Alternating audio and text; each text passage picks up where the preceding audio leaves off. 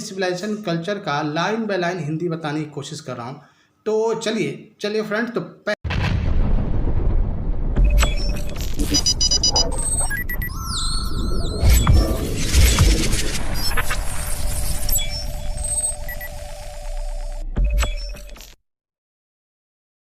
आते हैं fourth paragraph पे। If this definition be correct, then India as so many writers have shown has nothing been learned from anybody else and this is as it should be। तो definition तो आप परिभाषा जानते हैं। तो यहाँ पे जो चौथा का मीनिंग हुआ स्पष्ट है कि कहते हैं कि यहाँ पे यदि यह परिभाषा सही है तो भारत जैसे कि इतने सारे लेखकों से पता चलता है कि किसी और से सीखने की आवश्यकता नहीं है और ये वैसा ही है जैसा होना चाहिए। यानी महात्मा गांधी भारतीय सभ्यता के बारे में कहते हैं कि जो हमारी सभ्यता में जो खासियत है कहीं से लेने की आवश्यकता नहीं है, जो है वो बिल्कुल ही सही है। आगे पांचवी हमारी जो पैराग्राफ है इस पर बात करते हैं। We notice that the mind is a restless birds. ये बिल्कुल ये नोटिस में सूचना देना। रेस्ट मैंने आराम का, रेस्ट मतलब बेचैन। यानी हम देखते हैं, मानते हैं कि मन एक बेचैन पक्षी है। मन क्या है? बेचैन पक्षी। अब देखते भी है कि यहाँ हम मन यहाँ है, तुरंत कोलकाता, तुरंत इंग्लैंड चला जाता है। तो ये इट आगे the more it gets the more it wants and still remain unsatisfied. यानी यह जितना पाता है उतना ही चाहता है और तो भी असंतुष्ट रहता है। यानी मन जो है, आप जानते हैं स्टूडेंट ना कि आप देखो कि जो आदमी 10,000 रुपया कमाते हैं उतना संतुष्ट नहीं होता, फिर 20,000 कमाने की कोशिश करता है, 20,000 कमाना शुरू करता है, फिर 30,000, यानी वो अनसेटिस्फाइड रहता है। यानी आदमी जितना भी पाता है उतना ही चाहता है तो भी वो असंतुष्ट नहीं रहता है। इसलिए महात्मा जी कहते हैं the more we indulge in our passions the more unbridled they become our ancestor therefore set a limit to our indulgences. यहाँ पे देखिए अनब्रिडल, तो ब्रिडल मतलब लगाम होता है, घोड़े के लिए अनब्रिडल मतलब बिना लगाम का होता है। एंसेस्टर पूर्वज जानते ही हैं। इंडल्जेंस मतलब क्या होता है? एक तरह का तृप्तता। तो यहाँ पे देखिए आगे कहते हैं, महात्मा जी बताते हैं कि जितना अधिक हम अपनी भावनाओं में लिप्त होंगे उतना ही बेलगाम हो जाएंगे। यानी आप देखिए ना, घोड़ा को अगर लगाम छोड़ देते हैं तो बिल्कुल जहाँ चाहे वहाँ चला जाएगा, लेकिन हम उसी तरह इच्छाओं को खुला छूट दे तो इच्छा क्या होता है कि हमको ही मार डालेगा, यानी हम हमेशा ही दुखी रहेंगे। इसलिए महात्मा जी कहते हैं कहीं ना कहीं ये जो जितना अधिक मिलता है उतना अधिक चाहता है और तो भी असंतुष्ट रहता है, और जितना अधिक हम अपनी भावनाओं में लिप्त होंगे उतना ही वो बेलगाम होंगे। और इसीलिए हमारे पूर्वजों ने हमारे भोग विलास की एक सीमा निर्धारित की है। इसीलिए हमारे पूर्वजों ने क्या किया कि भोग विलास की चीज़ों को कहा जाए तो उसको अवॉइड किया, अलग किया है। They saw that happiness was a largely A mental condition.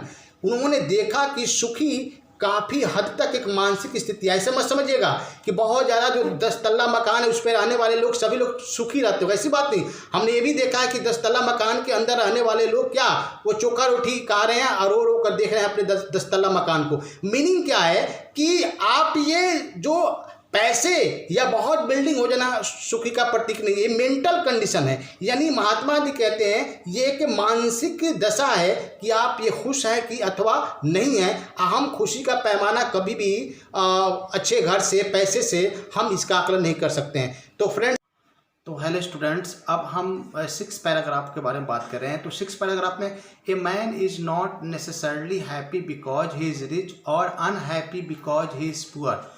इसमें जो डिफिकल्ट वर्ड है एक ही है, नेसेसरली। तो नेसेसरी मतलब होता है आवश्यक, नेसेसरली मतलब होता है आवश्यक रूप से। मतलब ये जरूरी नहीं है कि एक आदमी खुश है क्योंकि वो अमीर है या दुखी है क्योंकि वो गरीब है, सिंपल है। नेक्स्ट है कि the rich are often seen to be unhappy. यानी महात्मा जी कह रहे हैं कि कई बार देखा गया है कि अमीर दुखी होता है और गरीब सुखी होता है। Millions will always remain happy और लाखों हमेशा गरीब रहेंगे। Observing all this our ancestor dissuaded us from luxury and pleasure. तो इसमें जो डिफिकल्ट वर्ड्स है, ऑब्जर्विंग मतलब होता है निरीक्षण करना, अवलोकन करना। एंसेस्टर मतलब जानते हैं पूर्वज। डिस्यूडेड मतलब होता है मना किया। लग्जरीज एंड प्लेजर मतलब वो एक शानो शौकत का लाइफ। यानी यह सब देखकर हमारे पूर्वजों ने हमें विलासिता और आनंद से रोका है। महात्मा गांधी कहते हैं कि इसी सब को देखकर हमारे पूर्वजों ने ये कहा जाए तो हमें विलासिता या आनंद से रोका है, शानो शौकत के ज़िंदगी से रोका है। इसके बाद हम देखते हैं कि अगला जो हमारा जो है, we have managed with the same kinds of plough as existed thousand of years ago. तो यहाँ पे मैनेज मतलब व्यवस्था करना, प्लाउ का मतलब हल होता है और थाउजेंड मतलब हजार, एगो मतलब पहले होता है। तो इसका मतलब हजारों साल से हम उसी तरह की हल के साथ काम कर चुके हैं जो सालों पुरान है, कोई दिक्कत नहीं। आगे हम देखते हैं कि we have retained the same kinds of cottages that we had in former times. इसमें देखेंगे कुछ जो डिफिकल्ट वर्ड्स है। कॉटेज मतलब झोपड़ी होता है, फॉर्मर टाइम्स मतलब पूर्व के समय। हम उसी तरह की कुटिया झोपड़ी में बरकरार हैं जो हमारे पास पुराने ज़माने से थी। And our indigenous education remain the same as before. Indigenous मतलब होता है हमारा जो स्वदेशी, मतलब स्वदेशी शिक्षा है ना। तो इसका मतलब कि और हमारी स्वदेशी शिक्षा पहले की तरह ही है। We have had no system like corroding. हमारे पास जीवन नष्ट करने की प्रतियोगिता की कोई प्रणाली नहीं है। Each followed his own occupation और trade and charge a regular wage. तो इसमें देखते हैं कि फॉलो मतलब अनुसरण करना, ऑक्यूपेशंस का मतलब पेशा होता है, ट्रेड मतलब व्यापार और रेगुलर वेज मतलब दैनिक मजदूरी। तो इसका एकदम सिंपल ये मीनिंग हुआ कि सब अपने अपने व्यवसाय व्यापार में लगे हैं और एक निर्धारित मजदूरी लेते हैं। बहुत सिंपल है। नेक्स्ट देखते, it was not that we did not know how to invent machinery. यहाँ पे देखते हैं कि जो डिफिकल्ट वर्ड्स है, एक इन्वेंट दिख रहा है। इन्वेंट का मतलब होता है आविष्कार करना। तो महात्मा जी कह रहे हैं कि यह नहीं था कि हम लोग मशीनरी आविष्कार करना नहीं जानते थे, है ना। But our forefather knew that if we set our heart after such things. यहाँ पे फोर फादर मतलब भी होता है पूर्वज, जो आप एंसेस्टर मतलब एक दूसरे का ये सिनोनिम्स वर्ड्स है। तो इसका ये सिंपल मीनिंग यहाँ पे महात्मा जी कहते हैं कि ऐसा नहीं था कि हम मशीनरी आविष्कार करने का तरीका पता नहीं था, और बल्कि हमारे पूर्वजों को पता था कि अगर हम ऐसी चीज़ों में अपना दिल लगाते हैं तो हम उस चीज़ों को दास बन जाएंगे और अपना चरित्र खो देंगे। यानी यहाँ पे would become slaves and lose our moral fibre. यानी देख सकते हैं कि यहाँ पे जो स्लेव है गुलाम होता है, मोरल फाइबर मतलब होता है चरित्र होता है। तो इसलिए ये फिर से हम आपको बता दें कि यहाँ पे कहते हैं कि Mahatma Gandhi, it was not that we did not know how to invent machinery but our forefather know that if we set our hearts after such thing would become slave and lose our moral fibre.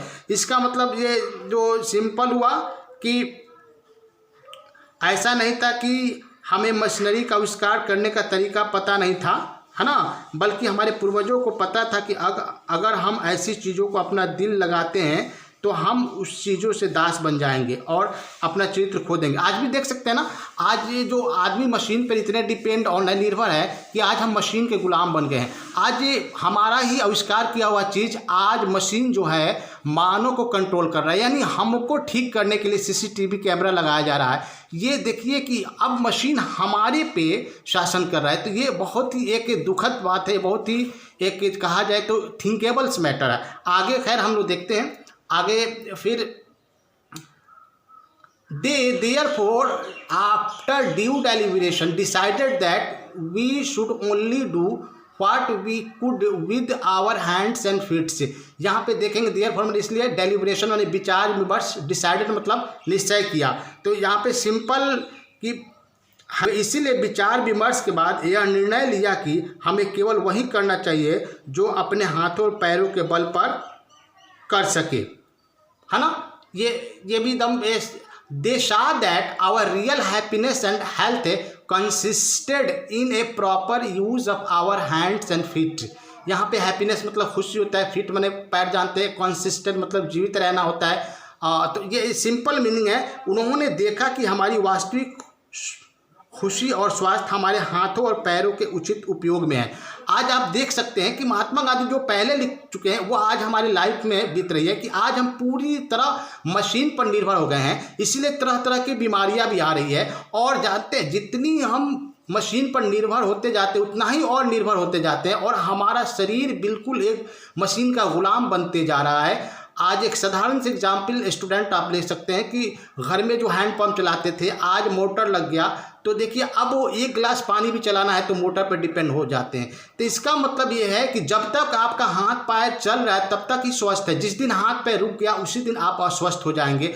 और देखा जा रहा है आज अस्वस्थ आदमी हो गया है, यही कारण है कि क्योंकि हम लोग मशीन पर निर्भर हो चुके हैं और हमारा हाथ पैर ठीक से काम नहीं कर पा रहा है।